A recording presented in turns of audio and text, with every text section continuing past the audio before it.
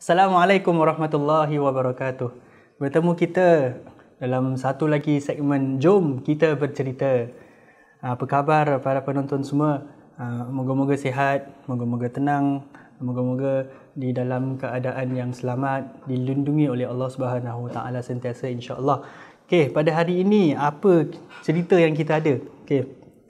Hari ini saya ingin mengongsikan cerita mengenai tajuknya Kapten Kapal dan Ahli Bahasa. Jadi ceritanya begini. Satu hari ada seorang ahli bahasa. Ahli bahasa ni siapa? Dia seseorang yang dia pandai bahasa lah. Dia pandai sastra, dia pandai sajak, dia pandai syair, dia pandai berkata-kata, dia pandai cakap lah, dia pandai bahasa lah kita cakap. Dia tahu banyak perkataan, dia tahu banyak makna, peribahasa semua dia pandai. Jadi satu hari ahli bahasa ni dia nak meneroka ke tempat lain sebab dia nak luaskan permandangan dia, dia nak luaskan ilmu dia, dia nak tingkatkan kemahiran dia. Jadi pun dia nak pergi ke satu tempat ni, jadi dia kena naik kapal nak pergi tempat tu. Jadi dia pun naik satu kapal ni.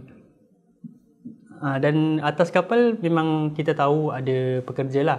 And mesti satu kapal tu ada kapten kan? Ada kapten.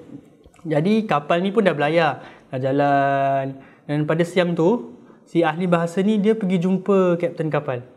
Lalu dia pun bertanya dengan kapten tu. Dia cakap apa? Dia tanya dengan kapten, kau tahu bahasa tak? Kau tahu ilmu bahasa tak, kapten? Jadi kapten jawab apa? Kapten cakap, aku tak tahu wahai ahli bahasa. Jadi ahli bahasa cakap apa? Dia cakap, sayangnya kau tak tahu. Setengah hidup kau dah pergi gitu je.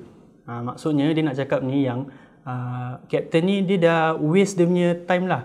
Yang setengah umur hidup dia tu, dia dah macam dah hilang begitu saja sebab dia tak tahu bahasa. Dia tak tahu hal-hal bahasa. Sebab dia tak belajar bahasa kan, dia kapten kan, kapten kapal, jadi dia tahu benda-benda tentang kapal, pelayaran semualah dia tahu.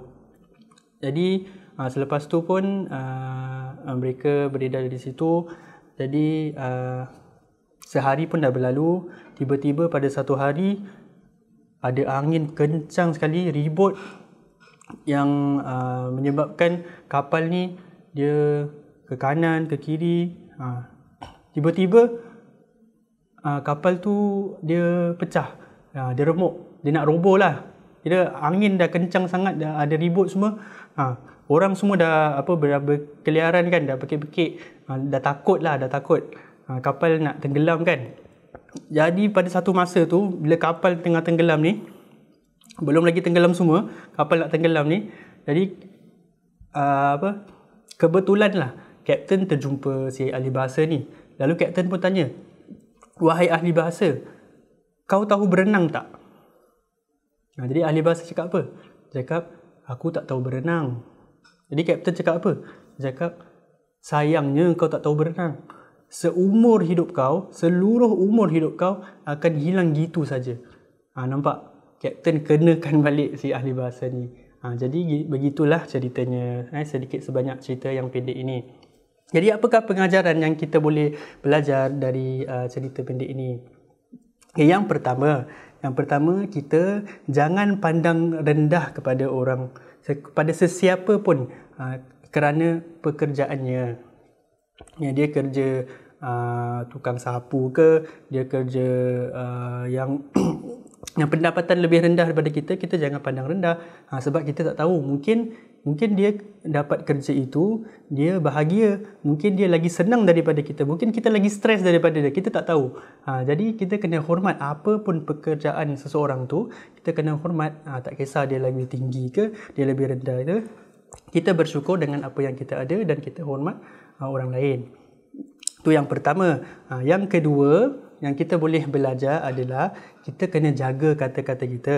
Kita jangan menghina orang.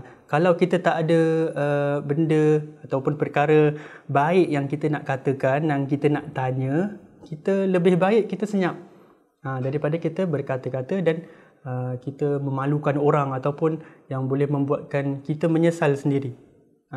Jadi kita kena menjaga kata-kata kita, apa yang kita cakap semua, kita fikir dahulu, dan kita hormat orang.